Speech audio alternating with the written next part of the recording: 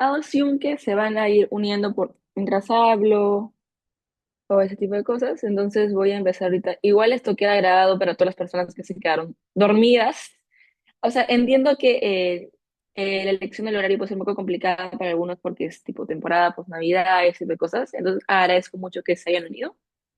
No sé si Orga quiere decir algo antes de empezar con el taller en general. S- Sí, primero me gustaría agradecerte, Ingrid, por haber aceptado hacer este taller. Estamos muy felices de que estés no solamente en el equipo de adjudicación, sino también estés dando este taller, pero además invitar a las personas a que se sumen al TODISC. Es un torneo bastante competitivo, entonces si quieren aprender y si quieren llegar a breakear o llegar a las rondas eliminatorias, es de la mejor calidad este torneo, así que por favor vayan. Y eso, Ingrid, te dejamos a tu primera palabra. Primera palabra como discursos. Great. Nada, vamos a hacer un taller de refutaciones porque me pidieron que haga este taller, sobre todo entiendo porque me han visto más hacer el rol de tercera. Algunas preguntas que me han hecho, habían como 20 preguntas creo que sobre lo mismo, no estoy mintiendo, que eran básicamente sobre el estilo entre BP y World Schools. Entonces lo que he intentado hacer es que sea la forma más general posible, es decir, son cosas que son aplicables para ambas circunstancias, entonces creo que es bastante funcional como para todos. Entonces, sí, taller técnicamente refutar para ganar, pero refutaciones sounds better, sharp. Entonces, sí, si tienen alguna pregunta me la pueden dejar por el chat, igual por DM o por el chat público, levantan su mano, me pueden interrumpir, yo estoy chill con eso. Bueno, para los que no me conocen y como para estar más comfortable, yo nací en Lima, Perú, sí, soy peruana, soy fan de Taylor Swift, hago debates desde los 12 años y bueno, soy la actual campeona mundial de debate escolar y 2 veces campeona nacional peruano en inglés. Y estoy muy feliz de que estoy yo feliz bueno, en Brasil, no me acuerdo dónde, pero sí.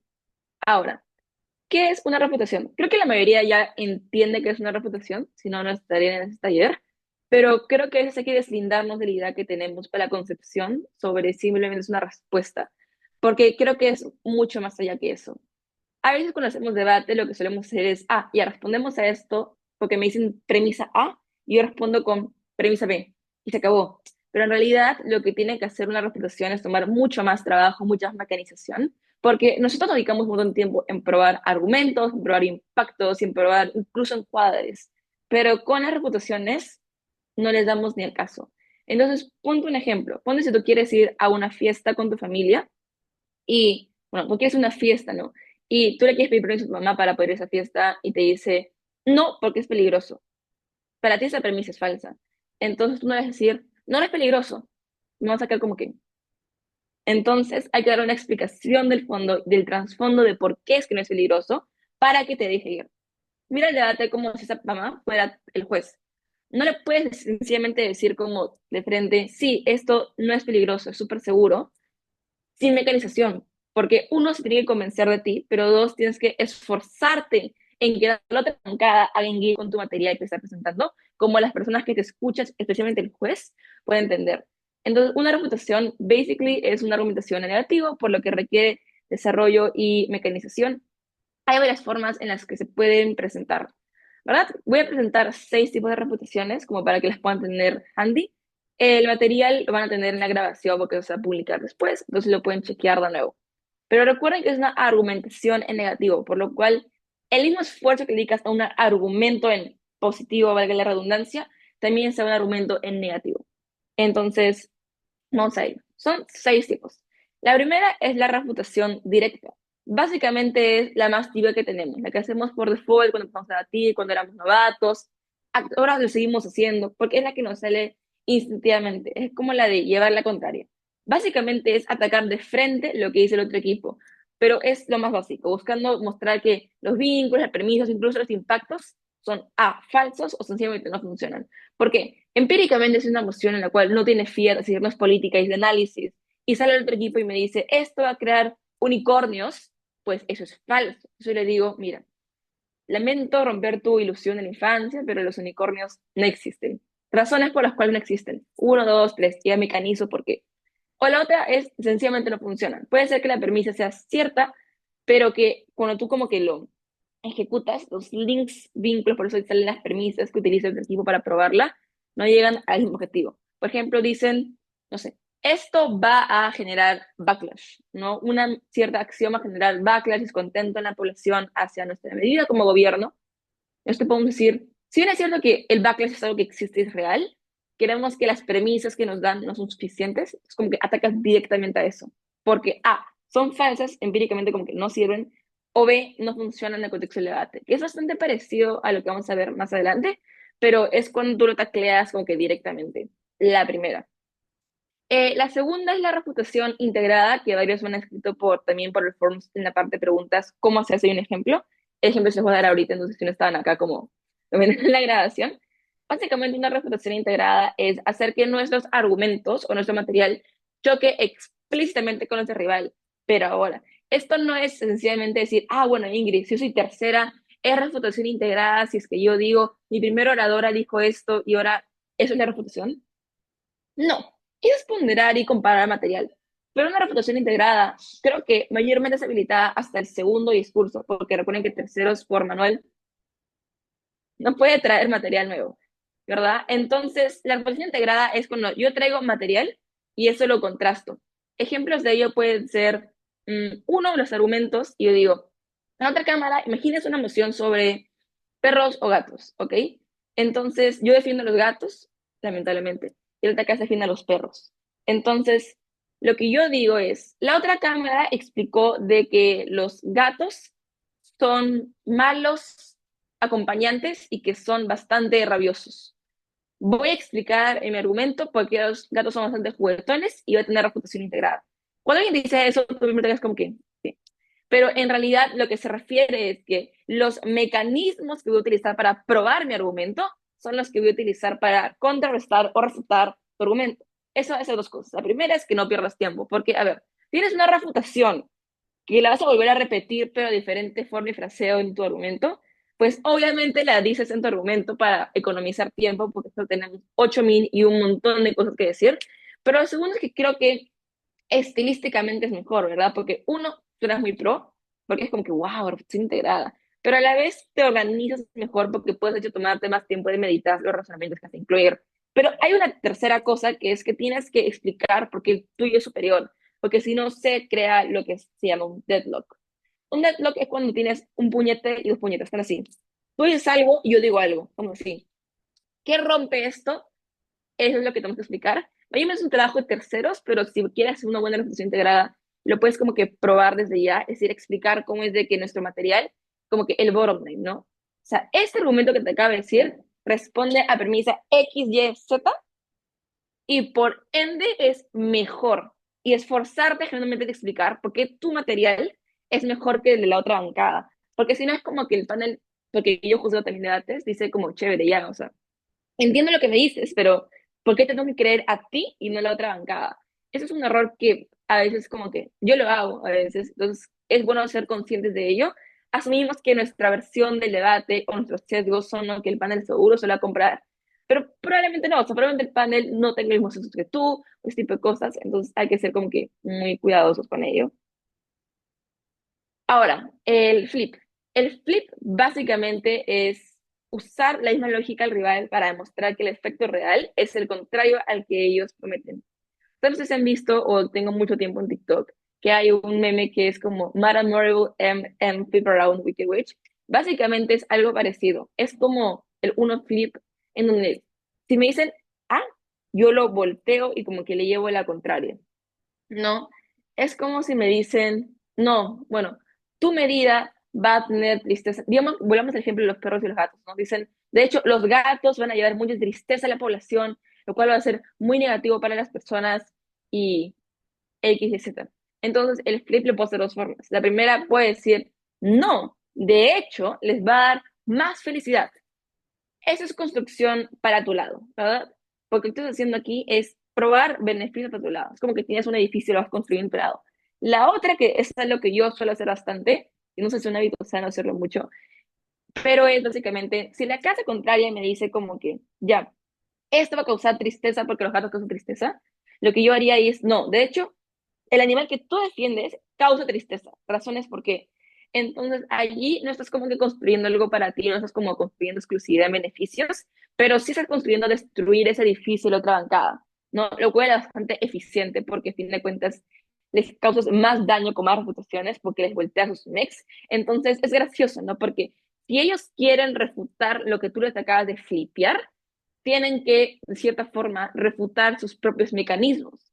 A menos que tengan un análisis muy, muy fino de cómo flip, que eso lo vamos a ver después, pero si no, es bastante complicado, ¿verdad? Porque tienes que refutarte lo que tu anterior orador acaba de decir, sin que suene mal para las personas y que no suene una contradicción, pones en aprietos a otra bancada. Entonces es una buena herramienta. Flip, a Wicked Witch, como lo quieran recordar, pero básicamente es como que voltear lo que está diciendo. Ahora, el desencuadre es básicamente, creo que somos más familiares con el término, ¿no? Explicar que la forma en la que el equipo contrario analiza el debate es incorrecta y que en comparativa de esto explica mejor lo que realmente importa. El encuadre o el framing, como me gusta más llamarlo, es algo que la mayoría de discursos hacemos al comienzo, sobre todo los primeros, o antes un argumento en segundos, como para poder explicar. Pero el framing no es como que caracterizaciones, qué cosas, no. Es sencillamente la forma estratégica en la cual queremos ver el debate. Entonces, eso tiene que quedar como que muy presente para ustedes, ¿no? El framing es la forma en la cual vamos a plantear el debate para que sea conveniente para nosotros. O sea, cómo es de que el panel o el público o incluso otra bancada debe ver este debate, ¿verdad? Es como cuando quieres tomar una foto y te dicen marco 16:9, marco, o sea, ¿de qué forma tú quieres ver ese debate para que el marco se acomode a lo que tú quieres proyectar? Porque fácil, una cámara no se encuadre, ya pues la otra viene y te hace el encuadre del año y tú dices, ah, pero está muy sesgado. Ingrid, ¿qué hago? Desencuadre. Es decir, si tú eres oposición, explicas y dices, el encuadre que trajo proposición no tiene sentido, es incorrecto y por ende no debería ser considerado en la ronda. Primero pruebas por qué es incorrecto y luego encuadras tú. ¿Por qué? Porque si de frente sales y dices, no, su encuadre no vale el mío, sí, jaja, no te la van a creer. O aunque te quieran creer, no deberían, porque tú deberías probar porque el tuyo es mejor el material. Entonces, a veces como que sí se prueba inconscientemente, porque creo que inconscientemente como que sí explicamos que el otro es mejor, es una más razonable, pero entre más explícito sea el metadebate, muchísimo mejor. Entonces, el desencuadre básicamente es, la otra bancada lo está haciendo raro, nosotros te vamos a explicar cuál es la mejor forma como para que consideres el debate y cómo se ejecuta toda la dinámica, ¿no? Entonces, esto también lo puede hacer proposición, es decir, sale prop uno a dar su encuadre, sus dos argumentos, sale posición 2 y hace un desencuadre, y ya está, segundo de proposición es aceptable, digámoslo así, que salga un desencuadre de oposición, ¿no? Como para decir, su encuadre no sirve, pero please no le extiendan a segunda oposición, porque, o sea, se puede pelear, pero hay que como que ser económicos con el tiempo, a menos que el encuadre sea muy, muy, muy, muy importante como para el caso. Porque a veces pasa, los equipos a veces construyen todos sus argumentos dependientes de un framing, entonces ahí es estratégico aplicar el desencuadre de buena forma, porque si no todos sus argumentos pierden sentido. Pero si es que no y es un framing que tú dices como que, pucha, no, no es tan bueno, lo desencuadras, lo eliminas y te dedicas a usar otras reputaciones que te acabo de enseñar para atacarlos más fuerte. Porque las otras reputaciones, si es que no dependen de, son más efectivas como para ganar rondas, que es por lo que el taller existe. Entonces, sí, de allí está la mitigación. Básicamente la mitigación es, porque a mí me preguntaron, Ingrid, ¿qué pasa si el material del otro equipo es como casi perfecto, es muy bueno y tengo poco tiempo? ¿Qué hago? Ya. La mitigación, mayormente creo que es cuando tienes dos cosas. Uno, o un beneficio que es innegable, ¿no? Es como, no sé, si estamos hablando de una política pública y esto dicen, esto va a generar más empleos. Y es facto, o sea, aunque genere un empleo, va a generar más empleos. Pero ahí llega la mitigación, ¿verdad? Y es conceder o aceptar daños o impactos, pero que estos son limitados por condiciones o que no son tan relevantes en comparación a los beneficios. ¿A qué me refiero con esto? Volvemos al ejemplo de la fiesta que les di al inicio, que era que yo pido permiso y mi mamá me dice, sí, no, no, no, no, no, pero es muy, muy, muy peligroso. La mitigación que yo puedo hacer es dos. La primera puede decir, sí, es verdad que es peligroso en la calle, pero voy a salir con mis amigas y con mis amigos y nos vamos a cuidar entre todos y a ser más seguro. No he negado la naturaleza que probablemente sea peligroso allá afuera, pero lo he minimizado explicando cómo es que como que contrarrestos o voy a tener más seguridad que me proteja. Por lo cual, por más que esa premisa que decía mi mamá era cierta, tengo otras respuestas que me ayudan como que a aligerar la carga. O la segunda puede ser si me dice, no, pero igual es muy peligroso, y ella puede decir, mira, pero el beneficio que voy a tener de salir, de poder relajarme, pasar tiempo con mis amigos, ese tipo de cosas, es mucho mayor a este mínimo riesgo.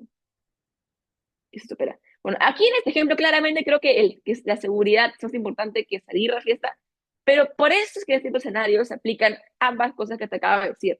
O sea, tú puedes, con ese statement que te dijo, en este caso tu mamá, y dices, ok, primero, no es tan peligroso. ¿Por qué no es tan peligroso? Porque A, estoy con mis amigos, B, hay seguridad, C, no es tan tarde. Eso lo que hace es que minimiza el daño. Y una vez que lo tienes como mitigado, sales y explicas, por estas razones, es de que el beneficio que obtener es mucho mayor, porque el riesgo es mucho menor. Entonces, como que ahí sí es proporcional y como que sí tiene sentido. Esa es la mitigación como que más directa, pero de ahí hay una, si no me equivoco, mitigación parcial, en la cual te puedes explicar que por estas condiciones como que no se desbloquean ciertos mecanismos. Entonces, como que eso también es efectivo. Bueno, para no perder tiempo, vamos avanzando con la última reputación, que es básicamente el reality check. Un reality check es básicamente el típico argumento que si una persona me conocen, yo lo hacía inconscientemente, pero que básicamente es como que lo siguiente, ¿no? Te pones en modo debate, es como que, panel, mira la ventana, mira allá afuera. ¿Usted cree que va a haber unicornios allá afuera? Es una mezcla de reducción al absurdo, pero a la vez como que choque realidad. Es, como dice allí, hacer que el argumento ponga los pies en la tierra, porque no siempre lo que suena bien en teoría funciona generalmente en la práctica, ¿verdad?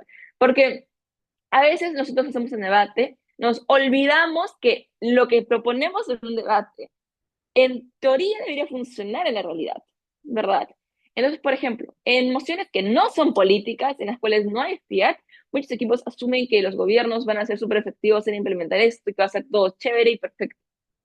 Tú sales en un debate para ganarlo y explicas con un reality check cómo es que el mundo no funciona de esa forma, que la mayoría de gobiernos no siempre son tan efectivos, ese tipo de cosas. Lo cual es cierto, o sea, no son 100% efectivos, ¿verdad? O otro ejemplo, ¿no? Que explican, digamos, el otro equipo, ¿no? Sí, en el ejemplo de los gatos y los perros, de que los perros son mejores porque les gusta comer atún. Tú dices, eso no es verdad. Les das un golpe de realidad que permita que ellos puedan, tanto el panel como el otro equipo, darse cuenta que tu conocimiento de ronda, pero aparte cómo funciona el mundo, te beneficia a ti y por ende te da como que más, como que cosas o mecanismos para poder refutarlo. Voy a esperar porque no quiero hablar.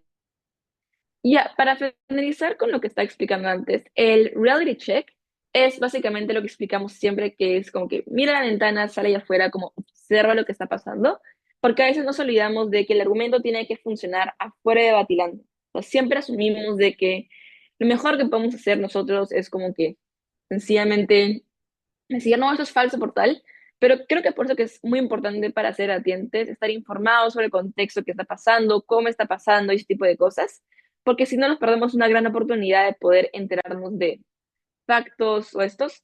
Sobre todo los reality checks son súper buenos, ¿saben dónde? En mociones preparadas, porque en así pronto es como que ya razonable que no hagas muchos reality checks sobre un tema muy específico, por lo cual es como que algo un poco malo de debate, que es que tienes que estar muy informado para poder contrarrestar un equipo que puede que esté mintiendo. Porque si no, no tienes como que forma de poder saber eso.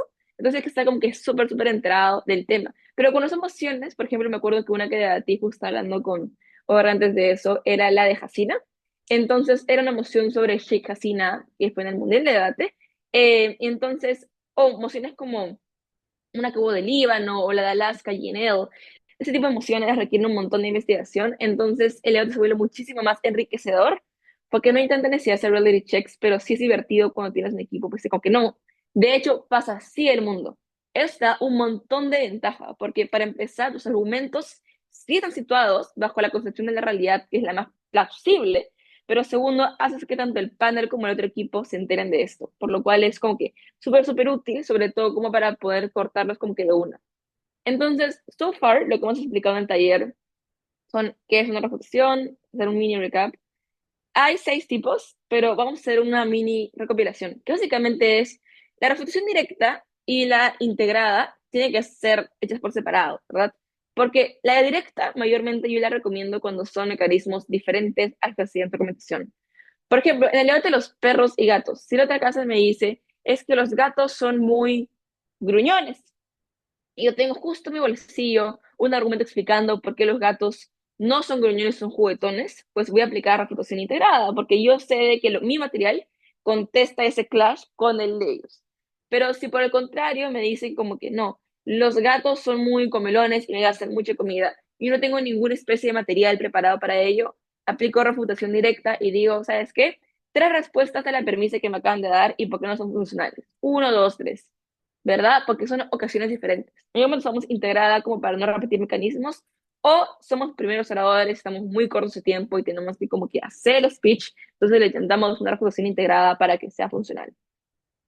Bueno, el flip y el desencuadre es cuando tú los encuentres. Más que todo el flip, entre más alta sea la sala, más difícil va a ser poder hallar ese tipo de eso, porque son casi contradicciones. Entonces, hallar un flipper me parece como muy, muy bueno porque nota tu calidad como debatiente. Busquen siempre intentar hallarlos, practíquenlo si quieren en su casa. Saben que debate es lo que me gusta mucho explicar.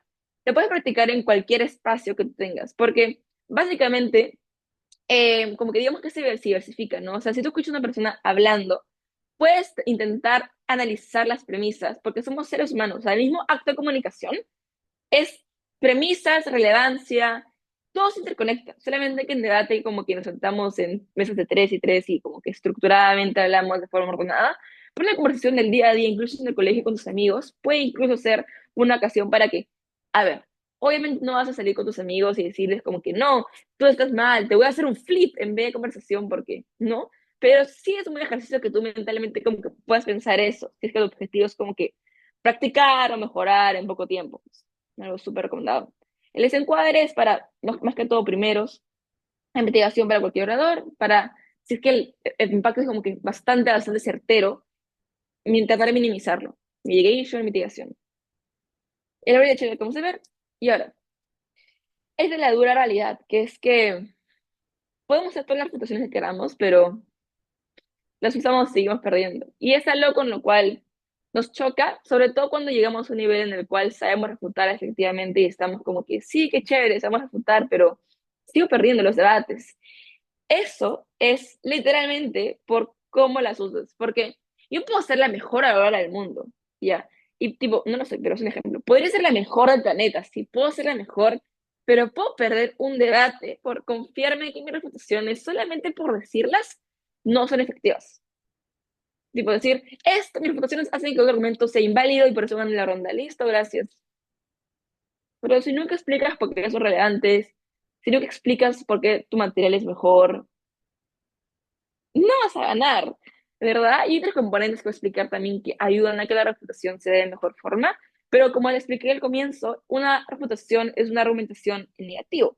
Entonces tú no puedes sencillamente tirar el material, porque la otra cámara tiene un material, tú tienes otro material. Entonces, el juez se queda como que ya, pero ¿cuál me compro?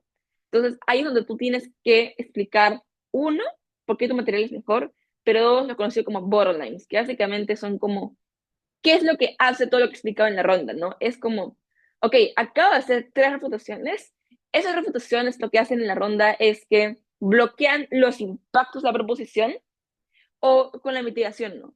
Esta mitigación lo que hace es que disminuimos fuertemente el riesgo presentado por la proposición y por ende nuestro principio de que puede pasar.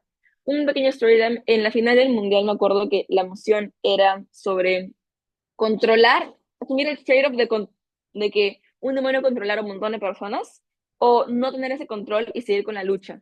Entonces, la otra bancada tenía un beneficio bastante fuerte que era con respecto a la seguridad, el bienestar, ese tipo de cosas, que era ilegal a cierto punto, ¿verdad? Porque era bastante fuerte. Entonces, el trabajo que se tuvo que hacer allí para ganar la ronda era mitigación, precisamente, era mitigar fuertemente los beneficios, explicar cómo es que probablemente no se hayan dado de esa forma y una vez de que tú hayas mitigado fuertemente esos beneficios, va a pasar tu principio.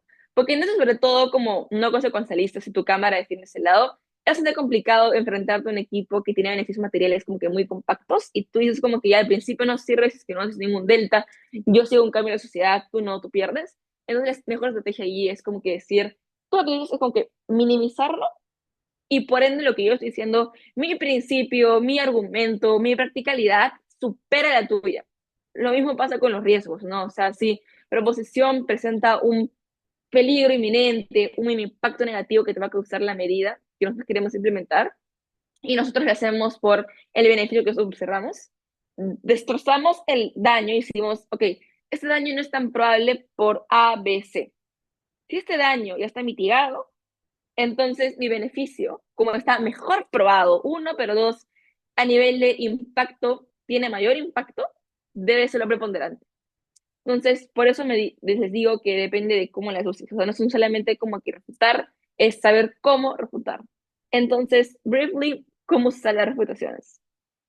Primero, lo más importante creo que es la forma. El delivery, el speech, el estilo tiene que ser claro, conciso, organizado. Porque no hay que hacer la vida más difícil a los jueces. Porque cuando tú eres juez y haces como que un tracking del debate, tú estás como que notando, sí, ok, chévere, me lo dicen esto. Puede ser la mejor reputación, pero los jueces, al igual que nosotros, son humanos. Entonces, no asumamos que los jueces son una máquina que puede captar así todo, que si yo se lo tiro. Hay que tratar de ser lo más ordenados posible. Otra pregunta que me hacían era, ¿qué estructura puedo hacer para que mi discurso sea bastante ordenado? ¿Y en qué parte del discurso debería hacerlo? Eso depende mucho del orador y cómo se el discurso. Por ejemplo, en primeros, lo que suelen hacer es como que, ya, desencuadre, es una repetición, dos respuestas directas, ¿no? Como que, ok, voy a empezar mi discurso desencuadrando la otra cámara, o voy a empezar mi discurso encuadrando, si eres primera proposición, luego si eres oposición, dos respuestas directas y al toque argumentar, porque tu rol principal no es refutar, tu rol principal como primero es argumentar. Si eres segundo, eres más flexible, porque si el ATE necesita más refutación para tu la haces, si necesitas argumentar más, argumentas más, pero ahí se puede hacer la refutación integrada, la mitigación, el flip, todo lo que tú quieras, pero con mucha más calma. Y mi rol favorito, si eres tercera persona oradora, no tienes que refutar y ponderar, o sea, no tienes que argumentar. Algo que quisieras, podrías, pero tienes que dedicarte a refutar.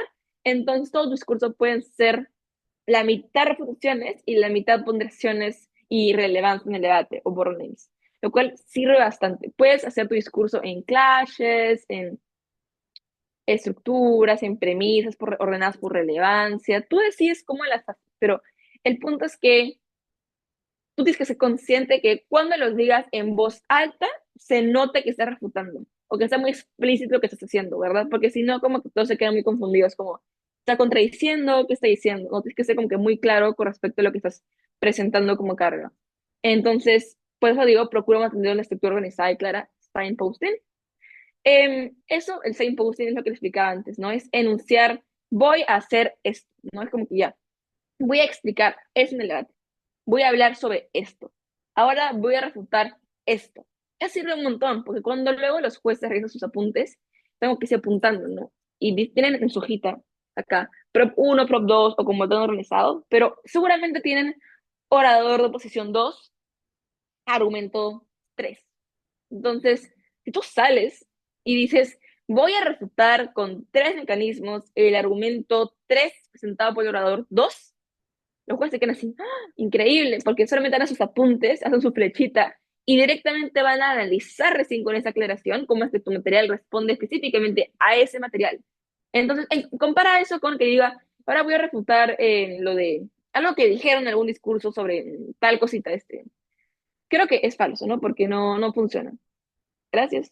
El juez se va a quedar como que, o incluso si es un buen trabajo, si es un muy buen trabajo, pues probablemente como que sí lo viene a considerar, pero creo que la diferencia es bastante grande con respecto a que si yo hago un buen trabajo refutando, en comparativas es que yo dejo muy claro qué estoy refutando y qué haces en el debate. Entonces, la forma te ayuda un montón, el estilo, las analogías, sobre todo en el reality checks, el estilo es súper chévere, porque aquí te puedes pasar un poquito de gracioso, puedes hacer ejemplos, no que llegamos en ser burlones, porque eso sí quería hacer en este taller, cuando nosotros refutamos, es muy fácil pasarnos a la de ser como que estar a la defensiva o ser como que muy burlones, pero evitemos hacerlo. Yo me acuerdo cuando yo empezaba en debate, porque empecé a hacer a los 12 años, yo cuando refutaba tendía a ser bastante burlón al hacerlo, pero luego me di cuenta que eso no me sumaba, sino me restaba, porque, y acaba el análisis que hice después, cuando tú eres en un tono burlón, pones a prueba de fuego dos cosas. Uno, tu aura,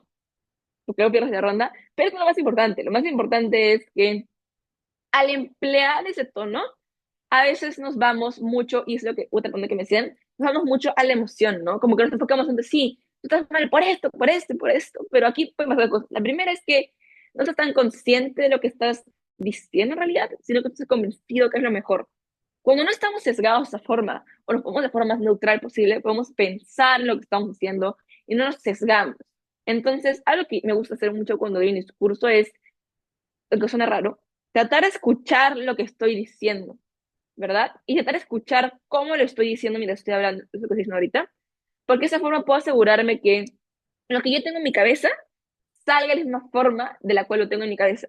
Porque a veces queremos decir A y terminamos diciendo B. Entonces luego, cuando termina el debate y perdimos el debate, nosotros decimos, no, no, no, pero yo dije esto, no dije esto.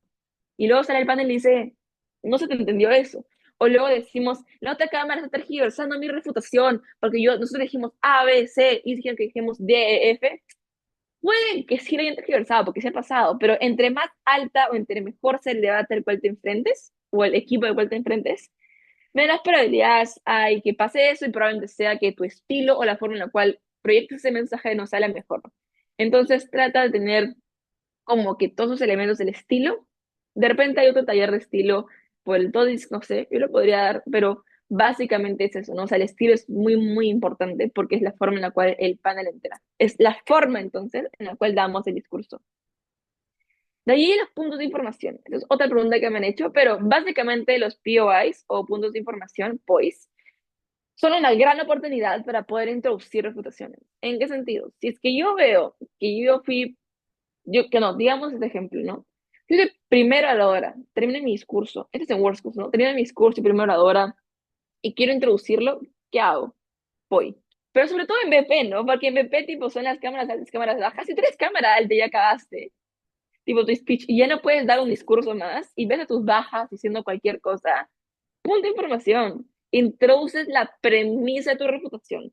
Hay una probabilidad que tu baja lo que vaya a hacer es como que utilizar esa reputación en el POI como a tu favor, a favor de la baja, lo cual a veces los jueces como que no se dan cuenta, pero de todos modos trata que tu reputación, la premisa que utilices si eres una cámara alta, porque mayormente lo utilizas cámaras altas, sea algo que los jueces asocien con tu material, ¿verdad? De tal forma que el crédito de ese punto de información vaya a ti. Pero no me refiero solamente a los speaker points, que sí, los puntos de información sí te pueden subir hasta 2 speaker points, pero sí que tu material haga engage.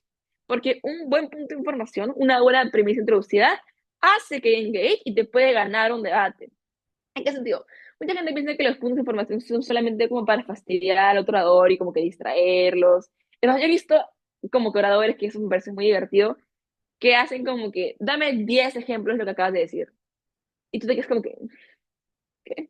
Entonces, los puntos de información, aparte de ese tipo de cosas que son muy chéveres, también los puedes utilizar para poder introducir las premisas de reputaciones. Es más, puedes incluso meterle un flip en un punto de información. Puedes decir, uy, pero tú me estás diciendo esto, pero yo expliqué que pasa lo contrario. ¿Me estás contradiciendo? Entonces, puedes hacer engage. Tú eres una cámara alta, que tu cámara baja vaya a hacer interacción. Puede funcionar al revés, sí, pero eso es como que algo que tienen que tener en cuenta, ¿no? Que es que los puntos de información. Y con respecto a escapar de algunos complicados, me refiero sobre todo a las mitigaciones con este punto, que es que, a ver, si es que es un punto de información que uno, sabes que otro orador lo puede responder, no hagas la de mi otro orador lo responde. Porque ahí, si se acuerda, bacán, pero si no se acuerda, fuiste, porque quizás era un punto de información que para el panel le pareció súper relevante, súper atingente la ronda y tú jamás lo respondiste. No solamente te afecta tu, pero como que desarrollo individual como orador, que es lo más importante, sino el rendimiento del equipo puede ser perjudicado por la falta de respuesta a puntos y luego la otra cámara puede aprovechar como que ese gap of response, esa falta de respuesta a su favor, explicar cómo es de que esa falta de engagement, esa falta como que de interacción o como que respuesta, los perjudica a ellos. Entonces, sí. Entonces, puedes escaparte diciendo básicamente como mitigaciones, ¿no? O sea, vamos a mitigar lo que acaba de decir este punto de información. O, por ejemplo, si me dicen, entonces, pero, oye, Ingrid, pero si los gatos son bastante gruñones, no se quieren dejar bañar, sino tipo se bañan por sí mismos. Ellos, ¿verdad? O sea, no te puedo decir que no. Y si tú estás haciendo un argumento como que de por qué son los higiénicos los... ¿Salud?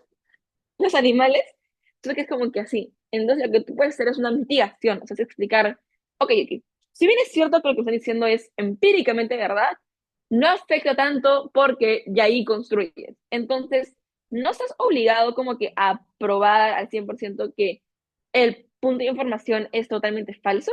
Puedes aceptarlo, pero explicar para que no te haga daño tu caso claramente cómo es de que no es tan cierto. Y aplicas lo que te explicamos antes del flip, de la mitigación sobre todo.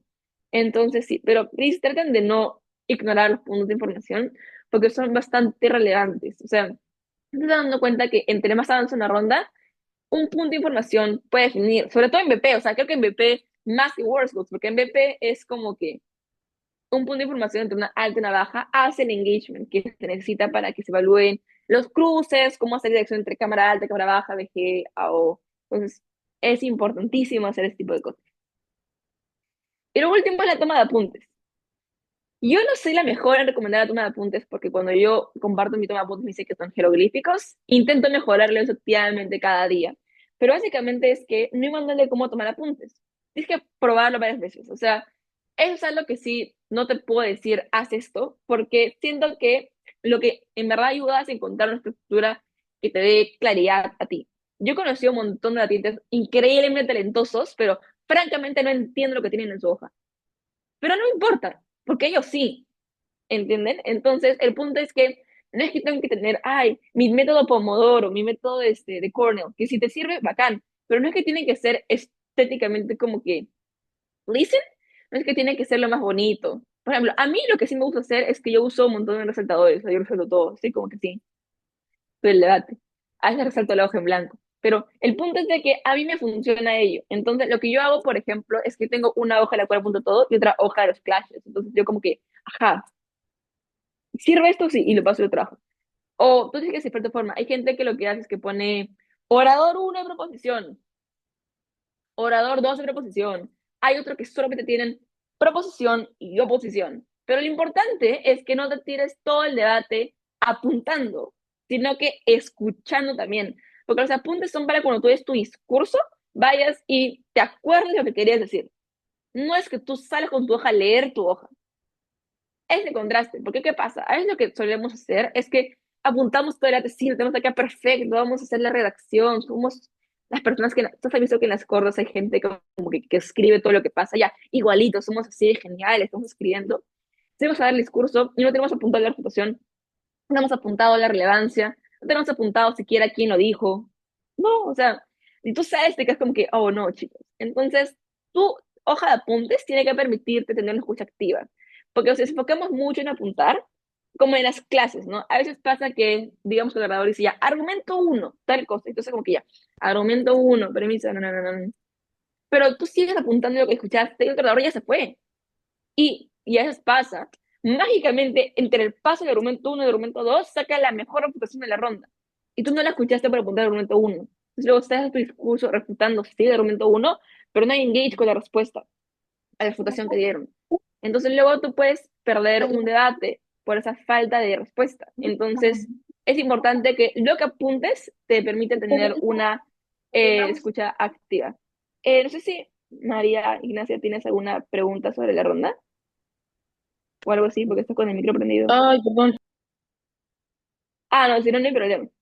Entonces, ahora va a haber una parte de preguntas. Ustedes pueden empezar con alguna pregunta que tengan. Si no, voy a pasar con las preguntas que me mandaron por el formulario de Google. Entonces, me la pueden mandar por el chat, pueden levantar su mano, ese tipo de cosas. Ah, no te preocupes. A ver, me mandó una por privado que explica qué pasa si tengo poco tiempo para poder responder a algo. Ya.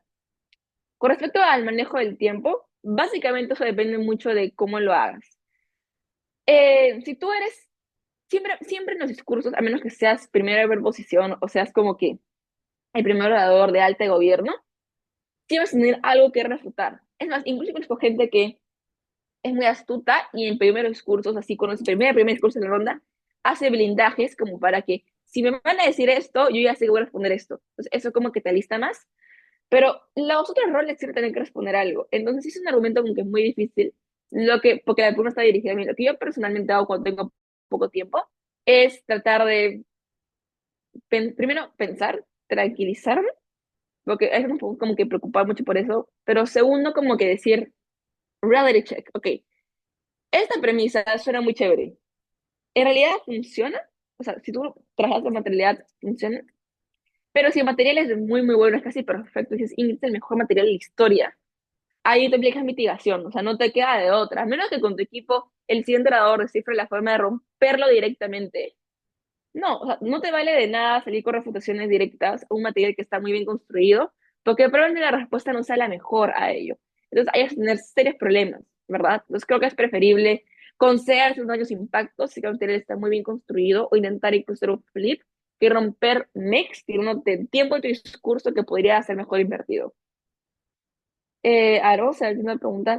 Si no, tipo, cualquiera de las personas que están acá en la reunión, voy a hacer un mini roll call. Maybe KL, Fernanda Chao, Figari, María Ignacia, si tienen alguna pregunta, la pueden hacer ahorita. Mientras tanto, voy a checar las que mandaron por el Yo tengo una pregunta. documento. ¿Sí? Este, ¿Qué discursos del Parlamento británico se tienen que enfocar más en la refutación y cómo tienen que organizar sus tiempos como para como especificar más los clashes del debate? Ya. Voy a buscar justo las preguntas ahorita. Ahorita te respondo. Pero creo que básicamente son los que son las. Primero, para empezar, las bajas sí o sí tienen que refutar, ¿no? O sea, son las que más difícil lo tienen. Ya. Ok.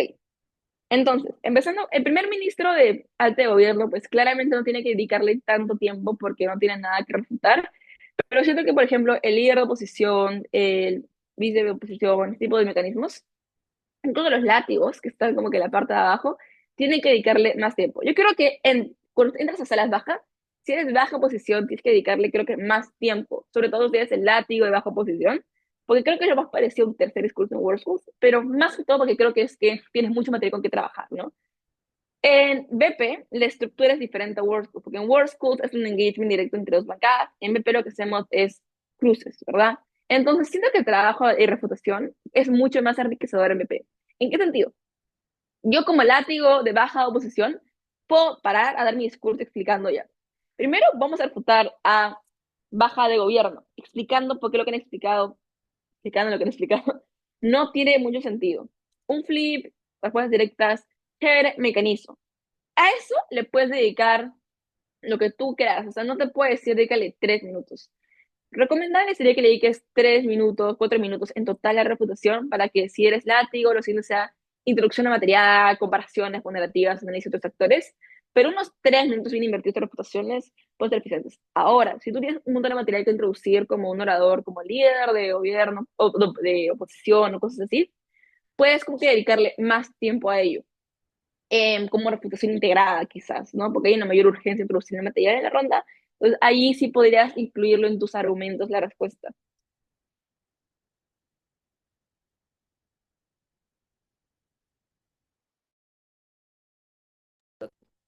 Ya, hola, Ahí sí, Ingrid. ¿me escuchan acá ahorita? Sí, se escucha bien.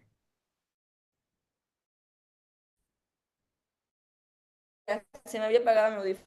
Entonces, y tiene más tiempo para refutar, hazlo. Pero si eres de las cámaras altas, sobre todo, y es importante, ¿eh? Yo creo que las cámaras altas tienen que dedicar tiempo en construcción que en refutación. ¿Por qué? Porque nota que su construcción es. Porque si está que una refutación entre estas va a ser como que determinante para saber quién gana el cruce entre alta gobierno y alta oposición, no es suficiente si es que el material que me brindan no es como que el mejor. Hay algunas refutaciones que yo recomendaría es mucha refutación integrada, como para poder tenerlo integrando material, pero refutaciones como que claras y concisas, o sea, ir al grano de las refutaciones. Esto, refutación que voy a decir, hace daño a esta premisa y es la mejor refutación que se puede haber aplicado por estas razones. Eso a nivel de metadebate lo que permite el panel es decir, la calidad de respuestas de alta de gobierno en comparativa baja de gobierno es mejor, por ende, gana la ronda. Y muchísimo mejor si tu material incluso puede llegar a estar anticipado para responder a lo que probablemente baja posición vaya a traer, porque entonces cuando el panel considere la ronda va a ser el material de baja de gobierno no es suficiente con el de baja oposición, pero mantenerle alta de gobierno sí es suficiente con el de baja de oposición. Entonces, como que eso lo que se ayuda es como que se entienda mejor la ronda, los resultados y todo ello. Entonces, sí, eso es como que bastante útil y sobre todo bastante beneficioso. Entonces, sí, depende mucho de tu rol, depende de cómo te guste, pero es lo que yo recomendaría, ¿no? Que las altas se indiquen más con que reflexiones claras, concisas. De hecho, todas las cámaras, especialmente las altas, concisas, directas y refutaciones integradas durante el discurso. Y las látigos bajas pueden dedicarse más a refutar si es el último discurso, que quede todo claro y que en tu discurso se cierre la idea principal de tu bancada, ¿no? Es como que el closing statement. Porque al final, esto, mi mayor energía BP es un parlamento británico, o sea, no lo piensen como debate, piénsenlo como el parlamento británico en el que discuten políticas de implementación. Se debería hacer esto o aquello. Y si tú eres látigo, tú eres la última persona que va a hablar.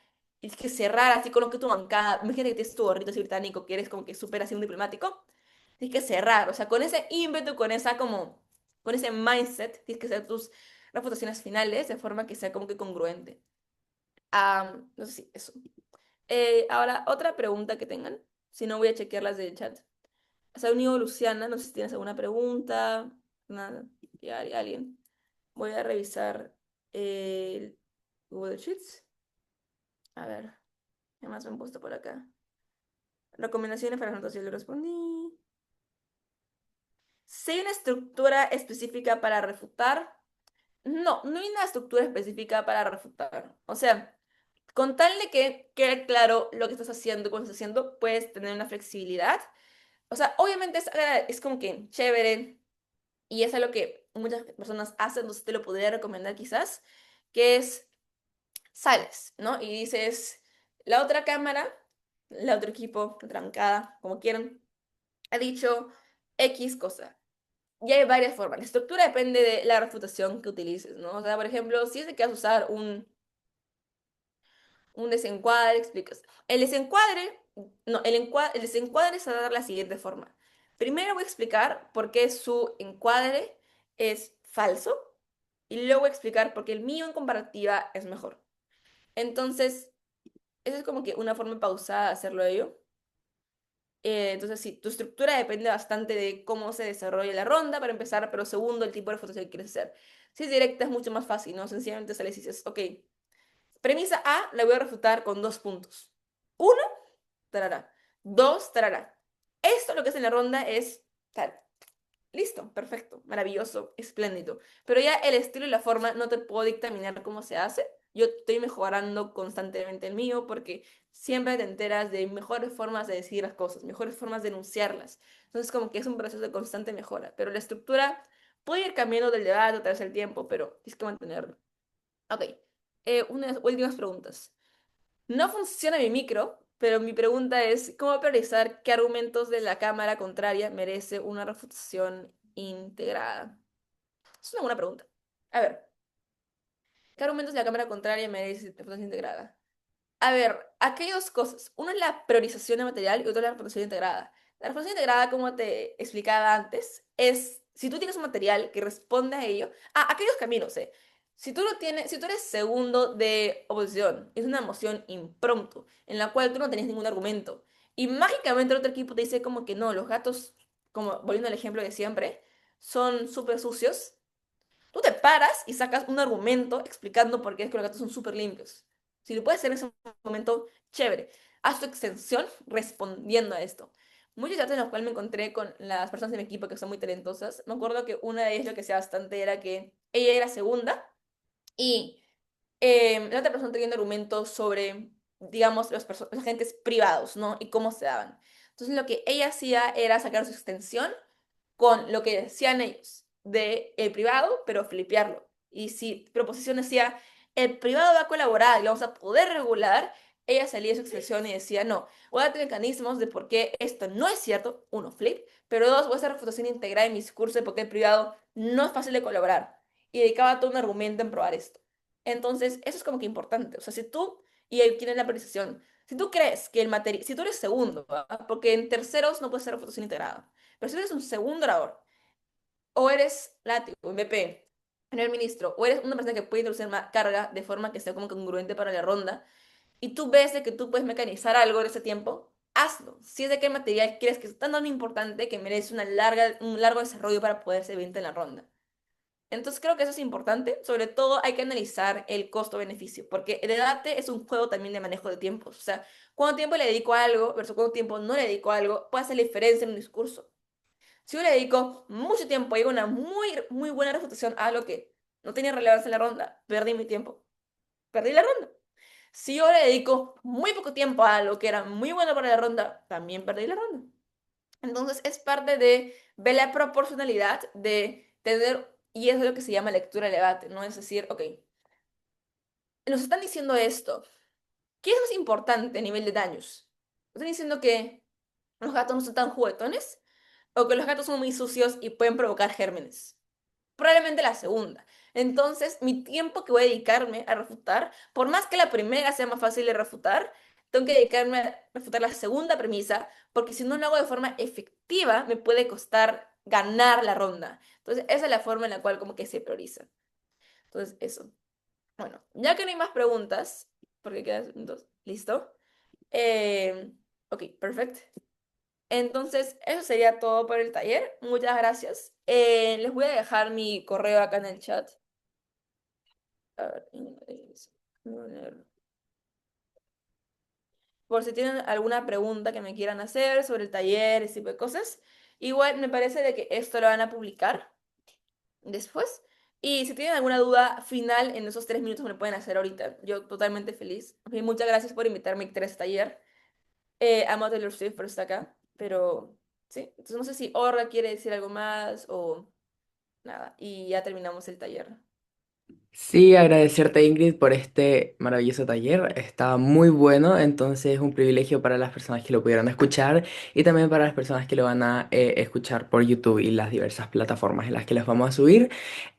No se olviden de que siguen abiertas las inscripciones para este primer TODIS en su edición Ranitas de Darwin, entonces por favor vayan a este torneo que va a estar muy bueno y eso, estén atentos a las redes sociales a ver si vamos a seguir sacando más talleres y también hay un taller de inicios para juzgar o inicios de adjudicación por Samuel Moreiro hoy día a las 9 de la noche, horario GMT-3, horario GMT-5 creo que son las 7 p.m. Entonces para que puedan ir.